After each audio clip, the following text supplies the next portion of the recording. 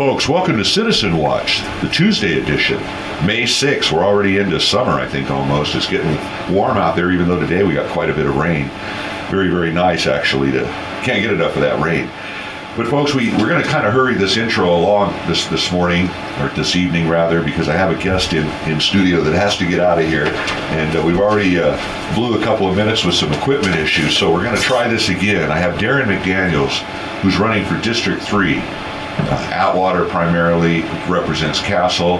Daron, what else? Northeastern Merced?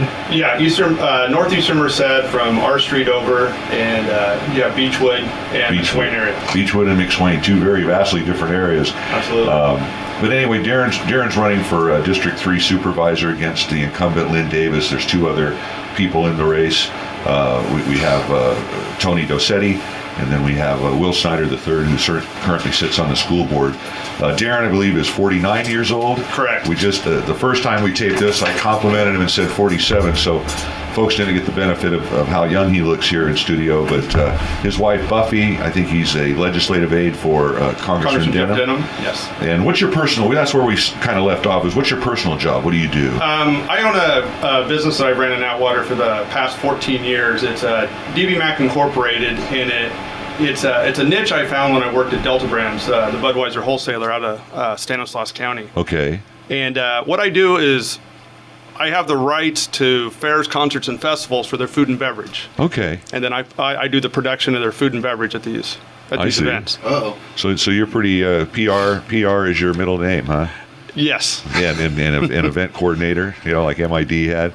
Anyway, I really appreciate you having you in studio, and I know you have to get up to Stanislaus County to present the sheriff up there, Mr. Christensen, an award or something, a presentation. So I want to get right into the meat of why you're running, why you're different than Lynn Davis. Okay, so let's start out with that. Taller. He's taller and he's a little younger, but why are you running against Mr. Davis? Obviously, you felt a need. You're not running just because there's an election. Yeah, well, let's be honest. When I first decided to run for this position, it was out there that Lynn Davis was only going to do one term. You're exactly right, and I've heard that from more people than not, and he's denied that. Why? And, I don't know why, but what I did is I went ahead and I ramped up my campaign, getting started, being that I'm the only, I've never been elected to anything. I knew that I had to get my name out there. So I figured I wanted to start a year ahead of time. And so my big thing was there. But after we got into it and it started to get more into the meat of it, that's when I found out Lynn was running. Right. And so... Which I think surprised a lot of people. It did surprise me. And one thing that I can say is I've walked the whole district one time already. Wow. That's impressive. Knocking and talking. And one of the things that I saw as I was out there walking and talking... Right.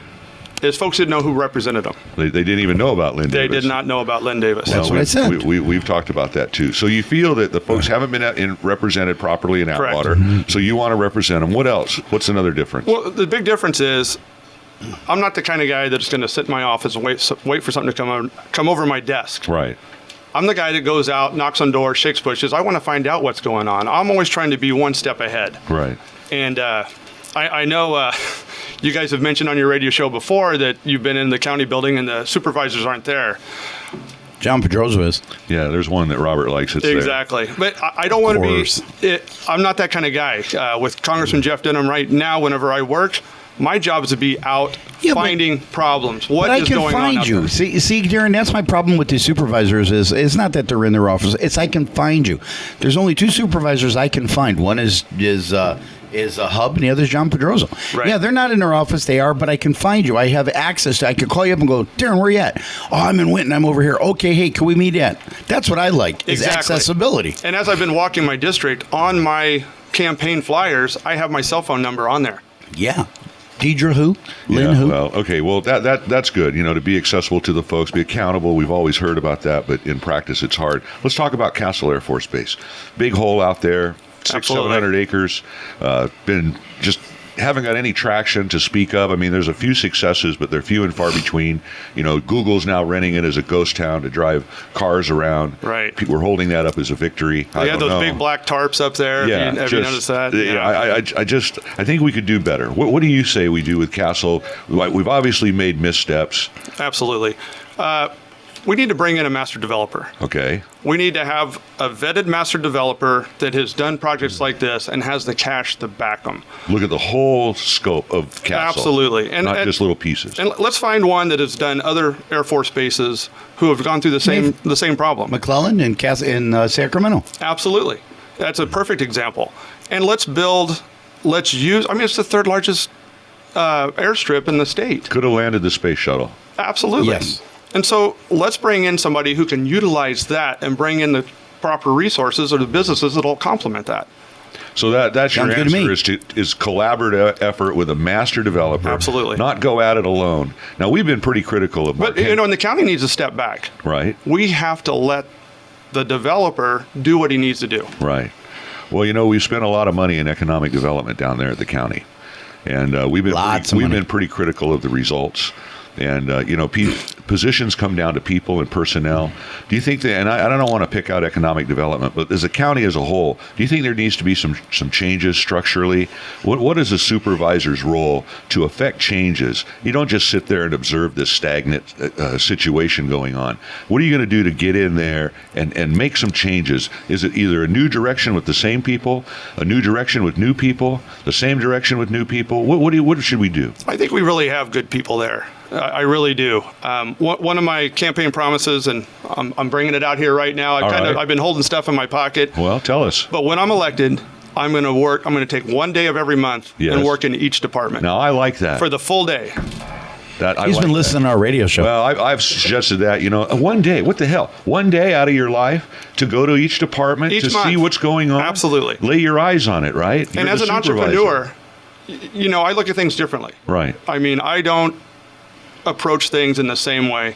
I look at it differently, and I figure out new ways to do it. Look at the situation we had at the dump. 3 times the equipment we needed, 2 times more of the personnel. Finally took a new director to get out there and finally make some changes. Shouldn't the supervisors have been on top of that? Absolutely. Be leaders? Yeah. And let's let me talk about the economic development. Those guys right now are landlords. Right. How can you be a landlord and try to rent property and yet try to build the economy within the county? Let's free them up with that master developer at Castle. Let them take that job over, and it frees up our economic development to really do what they're supposed to do. Right. Because there's other areas besides Castle, isn't there? Absolutely. Can I ask one question? Yeah, go ahead, Robert. How, this is something that always rubbed me wrong, is it starts with Obama. We watch Obama, he's a junior senator, he comes along, and then he makes all these promises. Then they show him the game book, and he goes, uh-oh. Now, when you say that you want to do this, this, and this, that's all great, and I appreciate that. But what are you going to do with the other 4 supervisors to make sure that you guys all play well together and play nice? Well, exactly. And I think what it is just showing the energy, getting involved and trying to bring them in. I'm a basketball coach. I had to coach I want to see you get John Pedroza to play basketball. That'd be something to watch. But, the whole thing is when I have 12 young men playing for me, they all 12 have to buy in. Right. And we've always had very successful basketball teams when I coached. But what I mean, it's getting everybody to buy in. I think it's the excitement that I bring, the energy that I bring, that they want to jump on. Deidre Kelsey and I talk. And she's the one she'll tell me exactly what's going on. But I'm not bringing anything new to Merced County. These are proven things that have worked in other places. Well, I think the key too is not being not having all the credit necessarily be in one person's name, like you say, to take it as a team effort, right. A collaboration, realize we're trying to row the boat in the same direction. Correct. Just because your district is Castle, if somebody from 1 or 5 can bring something in, it should be a collaborative effort. We saw that with the Walmart Distribution Center. The city would say it's the county would say it the city. Look, it's all in this county of Merced. We need to row the boat in the same direction. Those people have now left, and I say, never coming back. So we've talked about some of that Castle. stuff. Why not take it? Huh? Instead of pushing, fingers here and there, why not grab a hold of it and take it as a project for yourself? What 2 projects do you think we lost at Castle? We talked about it this morning. The nuts and the cheese. Yeah. The Blue Diamond. Oh, and I don't my know God. I'm going to go. And I don't know if that was so much Castle. I think that was a countywide deal. Right. I don't think that was so much Castle. Well, not the cheese place. The nuts, I heard they were looking at Castle as a facility. But again, it's just another misstep I think the county made where things went to the north and south of us along 99, and here we missed out on something. Let's talk about Atwater proper, the gang issues, the things that are going on there with the police department. The city's on the rope financially. Right. Do you think the county might have to step in? pump hot water out? I don't think so. You don't think so? No, Chief Petro, being the city manager, he made some strong cuts. I did a ride-along with the police department, and I got to tell you, Chief Petro, even though those guys took those cuts in pays, his guys back him 100%. Oh, yes. It's amazing. I mean, it's amazing. No. And I really respect that. And I think and that's another thing. He got everybody to rally behind him. Right. They bought in. And now they're doing it. You bring up a good point. They bought in. They were on the ropes. Payson was over there measuring for the desk, putting down the masking tape. I want mine here. Okay, Petro took everybody out back and said, look, it's over unless we make concessions. They did. The city's now on the recovery. Yes, now let's fast forward to the county. $10 million in the hole. You may have to lay off people this year. You're going to have to make some tough decisions when you get in there. What do? Why haven't we been doing these ahead of time, being proactive? We wait until the blood is so thick on the floor that we can't walk. Right. It's not a surprise we're in declining revenue and increasing expenses. What do we do, Daron? Well, let's look at it like you said right from the beginning. People have been kicking the can down the road. Right. People haven't. Yeah, there's some places where we're going to be uncomfortable. Real uncomfortable. But we have to sit down and have these discussions all the time now. The decisions we're making now isn't just for now. Right. It's for our kids and our grandkids and everybody else. Yeah, it's going to be uncomfortable. Sitting on top isn't this club that you're there in the supervisor role. There's tough decisions to make. So when Supervisor Walsh, when he looks at the budget deficit and says, well, let's just wait and see what happens, do you think that's a good approach? No, absolutely not. What do you think? Should we not wait and see? No. Should we be a little more proactive now? Absolutely, yeah. And maybe look at some of these hard cuts, these hard decisions. Hard cuts, and let's look at some of the areas where maybe some privatization can happen. Well, and you know the opposition there. I do. Because you have organized labor. We've let bargaining units come into the county, and it's very hard to pry those jobs away once you have a bargaining unit in place. But we have no other choice, do we, Daron? I don't know. I have to really get in there and look at it and have those hard discussions. Well, it's either that or cut more services, hours, time. I mean, we can agree on that. Right, and the majority of our budget's already mandated by the state and federal. But we can agree we're not going to be hiring people in the future, huh? Not at this point. Right. Absolutely not. We're going to be swapping maybe positions, but as far as increasing the number of county employees, that's not on the horizon. No. And we have to get a hold of these pension costs, don't we? Yes, we do. I mean, when we have an ex-sheriff getting $200K a year in retirement, how many of those can we afford? One. And can't the supervisors do things to stop some of this pension spiking, like the vacation and sick days being automatically paid to the A-level managers every year? That's one thing, and okay, I'll give them that. But to put that toward their income, where they get that on their pension, or mileage for supervisors to drive in from the far reaches of Atwater every day and put that on your pension as your wage, do you think that's right? No, I don't think it's right. And let's go even further. For those who serve, those people who work for our community, right, it's very important. That's right. But I don't think anybody should make more money in their retirement than they do when they're working. Good point. It's only supposed to be 90% max, and here, like you say, with spiking and things. But guys, just me, I'm against the 90% max. Well, I mean, the point of the matter is, in your private sector, if you get 55% of your take-home pay and retirement, you're like, wow, that's great. These guys are making 90, and that's not good enough. Well, unfortunately, and paying for your own insurance and everything else as a small businessman. Unfortunately, it's tough. Darren is confined by the existing rules with California. No, and I understand that. We could change that. We could have a two-tier system. We could privatize, get those costs out of the county system. Not only a two-tier system, but what you can do is you can have grandfathering where these people today get, those people don't that were there. Basically. The problem that I have with Daron, and it's not a person. You have a problem with me? Yeah. No, is here's the thing. You got 4 supervisors who think that the status quo is good. And here you are, and I like your ideas and your energy. Yeah, you're not going to have all the answers. You're not slick. You're not polished. You're a guy who's raising a family that says, hey, I want something. No offense, Darren. But go ahead. Just the way you said it. It was funny. Look at the way he's dressed I compared to you. think that's I'm a not slick and compliment. polished, you I know take that as a compliment that I'm Yeah, not when you slick and compare it to polished. Well, Yeah. the slick and polished is like Pat Lunny has all the answers for everything. It's like he goes home and that's all he does is study to be elected. Daron doesn't. Daron tries to do his job. And what I'm saying here is Daron is young. You go to the other guys, you go to all these other people, and how are you going to play well with others? That's my problem. Is oh, you're the new kid. You don't understand. You have no idea. You don't know. And I'm wondering how that's going to work, that dynamic. Well, and we'll that's, see. That's something we're going to have to see. But at least he sounds willing to work and be I'm looking collaborative. forward to it. He's had the private sector experience. He's had the state experience. And I've had the federal experience. Excuse me. I hope he gets Congressman Denham. Right. I Yeah. hope he gets elected because that leaves a position open as a Republican for Congressman Denham. Well, and You'll you never hear from realize me that again. this, You'd we be all good at it, too. We all understand that city council and supervisor are quote unquote nonpartisan positions. Correct. But as you know, there's a lot of partisanship. I can look at these 460s from your opponent, Mr. Tomasetti. Labor union after labor union has thrown him money. You know, I What don't about see. his signs? I don't. But they have a little bug. I heard that the signs have a little bug. Well, that's to show that they were made in a union shop, yeah. And again, I don't think, and I don't know how you personally feel. I don't have anything against labor unions. I just think it should be competitive and fair. Absolutely. Okay? If they can compete, great.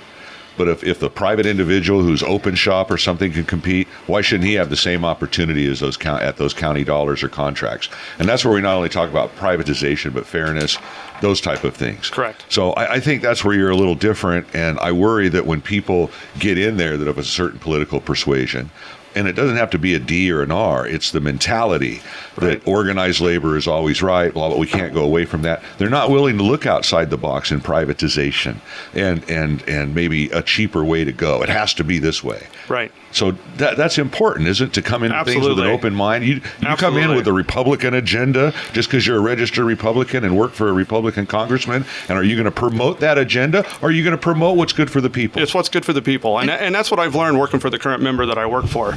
He's exemplified what the district needs.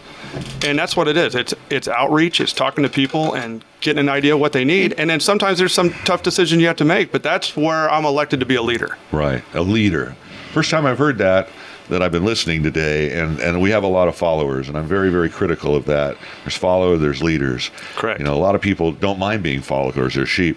The turnout, obviously, hopefully it's going to be big in June. Your race is over in June, right? There's no runoff. Oh yeah, there's a runoff. If you get 50 plus 1%, Oh, that's right. then it's over. Sorry. And then you go into the general with the top two. Okay. Well, how does it look so far? I mean, if you have any events coming up you want to tell people about? I know you got to get out of here, and Yeah, I'm feeling very confident. The money that I've raised is going towards, it's going towards direct mail and what I need to do in a campaign. I don't want to waste my money on a poll, so I really don't know. But the pulse that I hear when I'm out there is people are ready. People don't like what's going on. Right. And it's not so much, I'm not blaming it on the supervisors. It's just in a whole in Merced County. It's time for change. It's High-speed time to rail. get something going. High-speed rail, real quick, yes or no? No. No. Yeah, I like him. Everybody says... But let's look at this. I voted for high-speed rail when it first came out. Right, great idea, but is it the same project we voted on? Absolutely not. Where's the private investor? Right. Where's the existing corridor? Right. And it was only, $29 billion at the time, and now we're up to $100 billion. You know Castle pretty well. Any chance in God's green earth that we'll get a maintenance facility out there? Not in 50 years. Exactly. Close your eyes. What do you see? I don't see they have That's the what they got. footprint left of raw land. Well, and that's it. And that's what I've toured Castle 4 times. Once with the county and 3 with business owners out there. Right. We're going to displace businesses out there with that maintenance yard. And let's be serious. That's 1,500 jobs. Right. Which are good jobs for this county, but those are government jobs. Right. And really, Daron, when people point that out, don't we have to look at where that money comes from? I mean, can we afford this project? Yeah, it'd be great to have You all the can. fruit from it, but how can you afford this? So anyway, look, I'd love to have you back. We've gone over on our one segment. I know you're going to be late up there, and I apologize for that. That's fine. I'm enjoying this. Hopefully you can come back again, and we can talk a little bit more. Next But week. How do people get in touch with you if they want to know more about Daron McDaniels? If they want to contribute to your campaign, they want to see you at an event. Obviously, you're on Facebook. Absolutely. I'm on Facebook a lot. Daron McDaniel for supervisor type of thing. Correct. And I have my website, which is DaronMcDaniel.com, and that's DARON. That's right. That's how he McDaniel. spells his name. DARON, not DARRIN or And EN. Or and I'm not afraid to put my UN. cell phone number out there. It's What on is it? all my campaign literature. It's Sure. 209-683 683-0010. 683-0010 to talk to Daron directly. I know he's Ask him questions, he's folks. answered Call him the up. phone. Absolutely. Yeah. I really think this is an important supervisor's race, especially since we have 2 seats open and only one challenge spot. Right. Jerry's going to be in there. He's been in there for 20, 25, 30 years. I don't know. Everybody in there is getting fossilized to those seats. We haven't seen any change. It's fresh and refreshing to hear some new ideas, and hopefully you can bring those to the dais up there at 2222 M Street. Well, I hope I just bring us some energy. Let's get it out there. If you really think about it. Well, no, I do too. Because everybody up there is slow moving. Well, that's true. So he'll probably take the stairs. But Daron, I appreciate you coming in. I hope that you can maybe come back before the election. I know we're literally, less than a month away now. I'd love to do it. So Thanks. I appreciate. Thanks Yeah, coming in. let's have Sorry him to back. keep you so long. Thank you for having me. Welcome back, folks, from the KC Steed Show. Are we on? Yeah, we're on. Uh-oh. Folks, welcome back to the Citizen Watch Show here on KYOS 1480 AM. Since 1946, the voice of the Valley, the power of local radio. Right here from Studio C, the palatial Studio C. We got the lava lamp going. Cappuccino machine's going. That's getting old. Robert got the recliner after our guest That's just left. getting old. He had to get in and out of here. Folks, that was a quick 20 minutes with Daron. We've tried to give everybody the same amount of time, but he had to run. Hopefully he'll come back before the election, but I would encourage people to call him. You know, Casey, listening to him, what I really appreciated was the energy. Oh, I mean, you look at Deidre Kelsey. How old is she? 70? no. You look at John Pedroso. They're all older. They're slow moving. Love you, Hub, but you're slow moving. Yeah. And this guy has a spring in his step. And I think the idea of him working for one day is actually, I'm going to give this to you, Casey. I think it was your idea because you have talked about all the time that why don't these supervisors spend one day in each department learning what's going on? I think that's so important, Robert, because how do you, if you look at the pyramid, and I brought it in and showed you guys, the electorate's up top. Right. And then we have our, elected officials, Larry Morris, the Payson. That's you, the listener, is the electorate. Right, the You're at electorate. the top of the pyramid. They People work that for are you. listening. Only if you vote. Only if you vote, but the people pretty much in the sound of my voice. You're the chief. You're the head. You're the employer. It's right. your money. Amen. These people work for you. Then we have the supervisors. Then we have the chief executive officers and everybody on down, all the different department heads. And I've said for a long time that, one day a week, or one day out of your year, even your term, hell, I'll even give you 4 years to get that day in. and you go and you sit down there at the department, you ride around with the guys or sit there at the office, whatever they're doing, and just observe. Just look. I mean, we elected you to be our eyes and ears, to be our voice. And how can you do that if you don't get in the trenches with these folks? Absolutely. And I don't know if people are afraid, well, I got to look Bill in the eye and let him go because I realize we don't need Bill. Well, that's what we pay you for. Okay, we love Bill too, but it's our tax dollars. And I think too often they forget who they work for and they think there's this endless supply of money. I mean, we saw it last night at the city council meeting, Merced City Council meeting. They rolled out the budget, okay? And we read in the paper today where, projections, they weren't as high as we thought. Okay, and every year we hear the politicals come in, hey, projections are looking up. Well, yeah, they're looking up, but our expenses are outstripping our projections. So, and then we have a clamoring of need from the youth in this community. And that's something we didn't get a chance to talk to Daron about on a county level, but at the city level, I can tell you that's a big issue. I was surprised to hear that Tony Slayton's Boys and Girls Club went from $175,000 just 3 short years ago to $35,000. And this is the kind of investment we're not making in our youth. And I really, at first I was a little, I won't say skeptical, but I maybe kind of poo-pooed the youth when they stood up there and we need more. But after hearing how much cuts there have been and now the success of programs like Mojo and Project 10% and things that have been in the works for a while and we're seeing some tangible results, I really do think And how much funding is the Mojo program getting from the county? The Mojo program, I don't think is receiving anything from the city. And last night they had to divvy up some HUD funds between the different organizations, right. Healthy House, the Lao Family Community, blah, blah, blah. They put the emphasis on those programs that deal with youth, job training, again, trying to make our county more attractive to employers. And these are the type of things that really are resonating up there at the city council level. But again, at the county level, we hear budget deficits. Yeah, so we know there's not going to be any more money. Yeah, but Casey, the thing that I see and what annoys me is that we're encumbered with debt and we're encumbered with commitments that we've made years ago. Right. With no foresight and no thought as to how this is going to turn around. That's right. Yeah, 10, 15 years ago, not every kid was a criminal. Okay, now it appears that way. Now every time I'm reading in a paper, a kid, a teen. Right.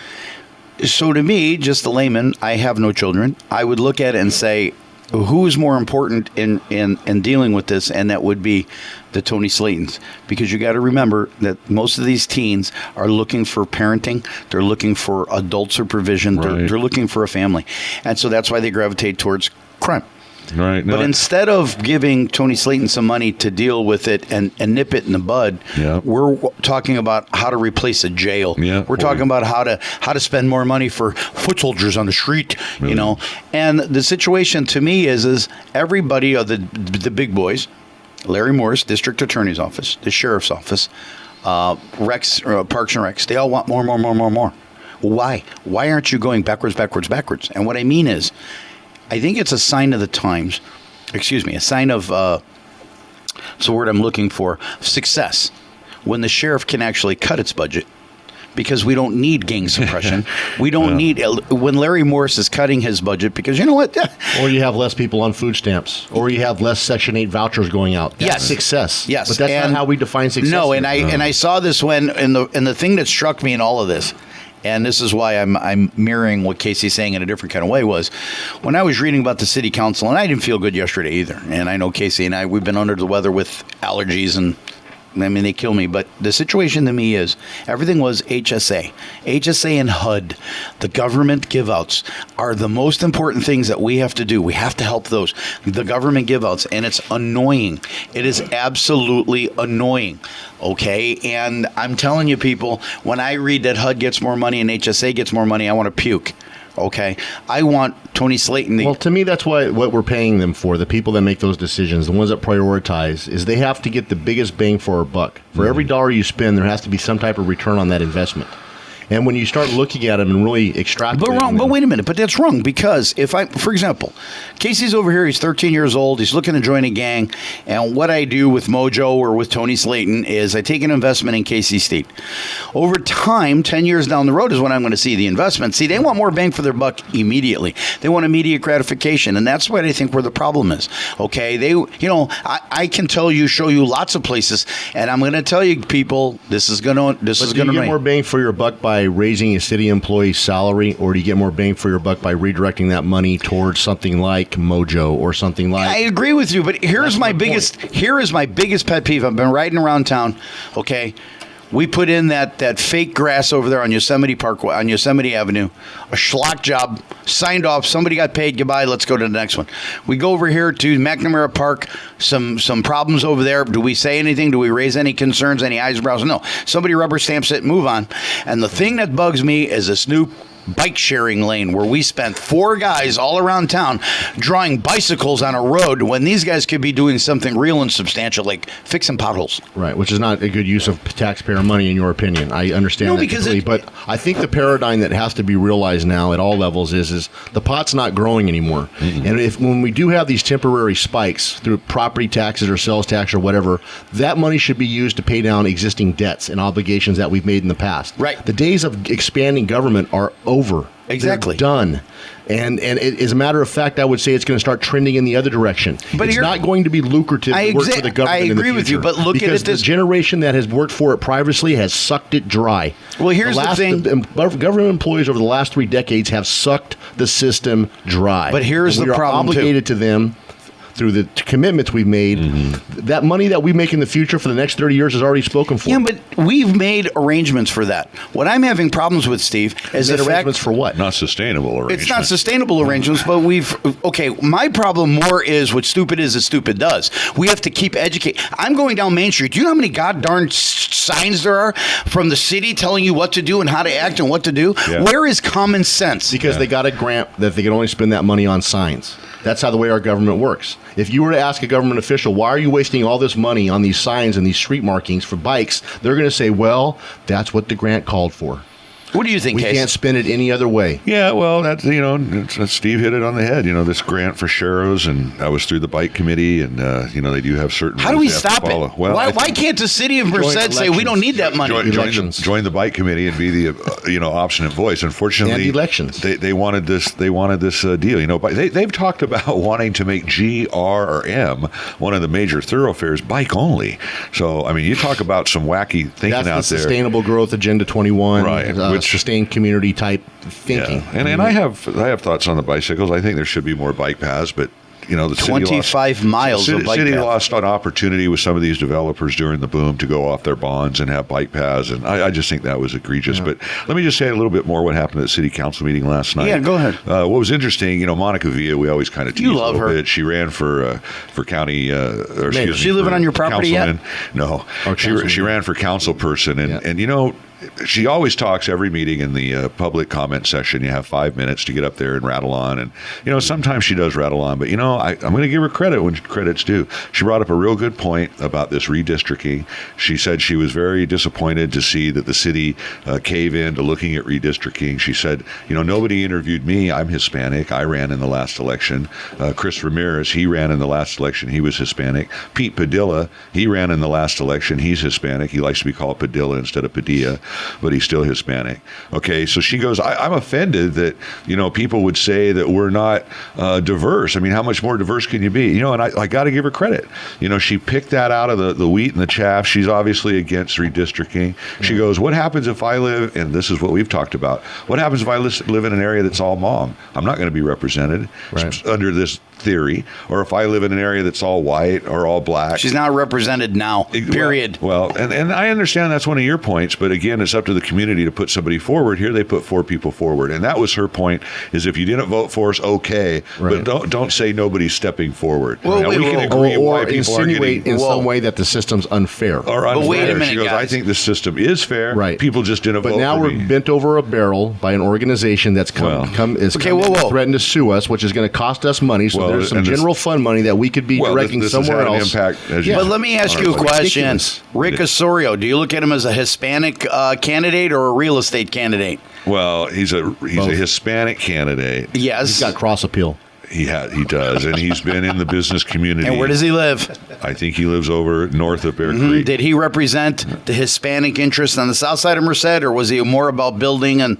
Well, I think Rick's a good example of this. I understand where Monica's going. Yeah, I Okay, think I'm his- Italian, but I live in an all Okie area, so therefore I don't have Guido voting for me. There's nothing wrong with Italians either. But anyway, that was just an interesting point that Monica brought up last night at the meeting. The other thing is the guys, Pedroso, Josh Pedroso, and Mayor Thurston are going to be going to Washington, D.C. Matter of fact, they To left, do nothing but have a nice party. They left this morning at 3 a.m. I think the supervisors went along, John. I think they're going to lobby for that Tiger money over there on The Tiger Campus Grant Parkway. is the big thing they're trying to get. And this will allow us to do the Campus Parkway, get that started. I forget how many millions of dollars they're looking at, which, we just can't go So alone. can you paint a picture of who we're going to have walk through that door? I mean, I just want you guys to picture the Capitol building. Here it is. Who's going to bust through that door representing Merced County, baby? The automatic Johnny with the hat. The automatic sensor senses the black hat, just the brim, as it pokes through the fog of Washington, D.C., a cool morning. And here comes Johnny walking up, and both doors better swing open, folks. So then, right behind him, He's felt. right behind here comes Josh, a little shorter, a little more No, sunlight. Josh is taller. Is he taller? He's taller than Dad. Okay, then you might... But a little thinner. little thin. But you can't tell because it looks like... Thinner hair, Okay, thinner no. physically. Okay. Thinner physically, but what it looks like when you watch Pedroso behind Pedroso, wait a minute, it looks like a solar eclipse, okay? Because you got one bald head overlooking another bald head, and it looks like a solar eclipse. But I tell you, the grandkids got hair. Little Owen. So then we have the mayor and the other supervisors following through. I think there's some other representatives for the county. This is our one voice project. How many guys and gals we got going back for us? I hear it's like 14 or so. 14? It's Holy quite, mackerel. Quite the junket, but they supposedly have a full schedule. Mayor Thurston was complaining about how much they had to do every day. But, the other thing that came out interesting, I know we're going to go to break here because we have first long segment. Well, what I thought was interesting in the paper, we can maybe get Robert's opinion. The city of Livingston decided to outlaw, ban, whatever, curb sugary drinks. Ooh. Sugary drinks. And Mike Bloomberg effect. Yeah, well, I thought, that only that nuttiness happened in New York City. Where are you from, boy? New York City. But we find that the city council of Livingston has been lobbied by a certain group that's concerned about obesity and that sort of thing in the community, in the underserved, underprivileged community. So they have decided that at all city events, city functions, they're going to have healthy alternatives, water, juice, blah, blah, blah. And I just think this is political correctness gone awry. No. I think it's just an overreach. Not at all. Not at all. Really? How do you consider this different from Moosey? I run the Italos nonprofit section, and we were over there, and one of our fundraising efforts was Pepsi. Pepsi was one of our sponsors, and Pepsi pulled the plug. And I went up there and I go, "What? You pulled the plug?" No. Why? We're not getting any bang for our buck. What do you mean? Pepsi's decided that they're going to go into the school system. What? Yeah. So I'm looking at the lady and go, so let me ask you, so you're going to hook them while they're young like the tobacco industry does? Well, the point of the matter is that's the future. And if you look at Pepsi, what is Pepsi's logo? The choice of the new generation. And that's what it is. They're trying to hook kids on sugary drinks. The problem that I always have is EBT cards are always used at what? So junk and more junk. Brother government's supposed to step in and keep not brother government. You know what? If you could raise your family, you could have your kid. Look, if you got a kid that's 300 pounds, okay, that's only 18 years old, he's 300 pounds, okay, because he eats junk food, more junk food, sodas, and more sodas. Yeah, you need to do something. If you're not going to do it, then my responsibility or your responsibility? Your responsibility? Right. Is it your responsibility to pay his diabetic bill as he walks to Merced Hospital? I believe it is the same thing. Robert doesn't want to pay for the sodas via EBT, and what you're saying is the parents to be responsible to make sure. But the parents aren't responsible, Steve. That's true. That's a choice that should not be taken away from a citizen of the United States. Then there you go. If you want to buy a sugary drink, with whose money? Well, look, we got to go to our second break, but that's what's happening in Livingston. When we get back, we'll talk. We can argue this all day, Steve. Well, we can. I've got another one along those lines. I was watching my channel 108 California channel. Yeah. And the reason it kind of caught my attention is they were just voting a bunch in the House of Representatives. Sure. And I saw Gray's name there. Yes. And he sits a lot of votes out. Yes. I didn't really notice that. As a matter of fact, I had to watch for about 15 minutes before I saw his light light up. Yeah. Well. And everything was green except Tim Donnelly was the only red one. Sure. And he's the only one that was counter. Right. And then they had a bill to ban, I don't know if you guys agree with this or not, to ban the sale of Confederate battle flags in the state of California. I haven't heard about that one. And is that after the Donald Sterling affair? He voted up on that. But there's another thing where you have to ask yourself, really, you have to tell us what flags we can sell and we can't sell. What slippery slope. What Bible can I have? That King James or but you guys are it's totally different when you're dealing with the sugary drinks, because when you got kids who have a propensity to be heavy. I don't like cigars either. I want you to stop smoking. Look, folks, it's not on EBT. We'll be right back after this break. Hey, folks, welcome back to Citizen Watch. This hopefully still wet Tuesday evening in Merced, California. Got a little bit of precipitation, cooled down a little bit, more seasonable temperatures. Amen to that. Yeah, that little taste of summer. No, I was panicking, boy. It was like, wait a minute. I'm not ready for this yet. This is supposed to be June, July. Yep. Give me a little breather. But we have some interesting weather, that's for sure. Unfortunately, not a lot of water. One of the things we didn't get a chance to ask Daron about, our guest in here, District 3 candidate Daron McDaniel, is our first segment. Encourage everybody to listen to it. If you miss any of our show, part of it or whatever, I've had people tell me, gee, I missed that on your show. I listened for a few minutes and I had to go do something. I think everybody just should listen to the whole show. But being realistic, if you miss a little bit, you can go to YouTube, and you can listen to our show on YouTube by putting in KYOS space 1480 AM. And all of our old shows are on there. You can listen to them at your leisure. Stop, feed the dog, put bird seed in, whatever you need to do. Come back and hit play, and we're right listen there to us you. between Leave It to Beaver and Punch Lassie. the wall. That's right. Kick your dog. Paint a room, mow the lawn, whatever you want to do. One of the things I found interesting in the paper this morning, and it kind of ties with our show, this Thursday not going to have in studio Richard St. Marie. He's running for county assessor against the incumbent Miss, she's not a sailor. She's Karen Adams. And she's running, trying to retain her position. She's been there in the saddle since 2002. A lot of problems with Karen over the years, especially in 2011. 2011 when the Board of Supervisors censured her. Have we extended an invitation to Mrs. Adams? Yes, we have, and she feels that coming on our show is confrontational and we're just a hit squad. Because correct me if I'm wrong, I saw a piece from her in the Merced County Times last week. Yes. And the gist of the article was basically that she had some of her responsibilities removed from her. She did. Not that the article insinuated that it was because of work overload. Well, the article had rose-colored glasses on it. Well, you want to read that with rose-colored glasses, let me tell you, because it was skewed to make you believe that, man, she really shouldn't have had those responsibilities to begin with. Right. Well, It was just Adams, too much workload. Yeah, well, Miss Adams, that's what you ran for, and those are the responsibilities we've been paying you for to do since 2011 So that you haven't been doing. what was the real reason that those responsibilities were removed from her? Allegations of sexual harassment were confirmed in her department. Now, Mrs. Adams, I would like to extend the invitation yet again for you to come on here, and we will create any type of forum. You can do all the talking if you like. We don't shut up. The one thing we do, and I think we're entitled to, is our opinions. Right. And we could be way off. Right. But here's a situation where in the newspaper you insinuated that those responsibilities were removed from your plate because of a workload issue. Casey's saying they were removed because you were censured by the board, and the board had to protect the employees. They couldn't get rid of Mrs. Adams. She's elected. That's what this election's about. And that was over these sexual harassment allegations. Sexual harassment. So there's a big it's a big deal disconnect here. Oh, big disconnect. You either had those responsibilities removed from your plate because of work overload, or they were removed from your plate because you were in a sexual harassment suit. Well, if it was work overload, what's the truth there, Mrs. Adams? Yeah, Please come on here and let the listeners know which one of these is actually the truth. Right. Well, if it is work overload, it was awful coincidental, the timing. And I think Steve's hit on what it's really just disingenuous. What really happened? It's forget the past. Right. And I can't believe people haven't. Well, I'll tell you, somebody that hasn't is the union over there at the county, the employees union. The employees union came out and. Really, this is surprising, and I'll tell you why. They've endorsed Richard St. Marie as their choice. It was unanimous among all of the union hierarchy and unanimous among all of the union members. Now, this doesn't bode well for Miss Adams. The troops aren't happy still.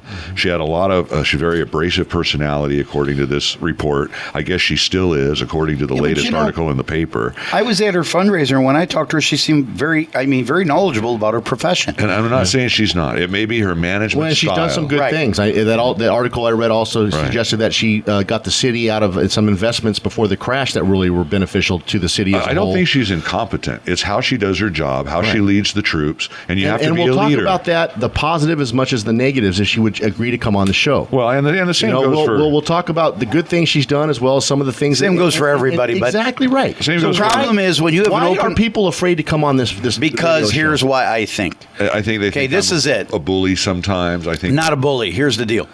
Karen Adams ran unopposed 2 times. Nobody opposed her. So for 8 years, she's been collecting a paycheck, doing her job.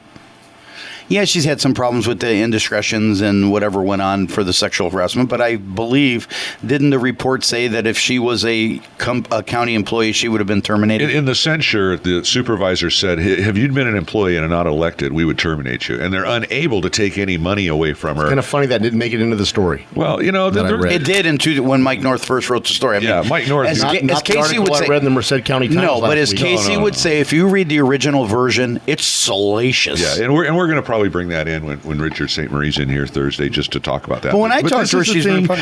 This is the thing that's interesting. Let me just get this last little bit out. And I know we're short on time, and Robert has something to talk about. The reason I find it interesting that the employees union endorsed Richard St. Marie isn't because of the issues they have with Karen Adams. But when Richard St. Marie worked over at the county as the administrative guy, they hated him. The union could not stand. The employees union could not stand Richard St. Marie. And the reason why is he was making the tough financial decisions over there for Payson. Okay, and they didn't like his decisions with staffing, raises, whatever.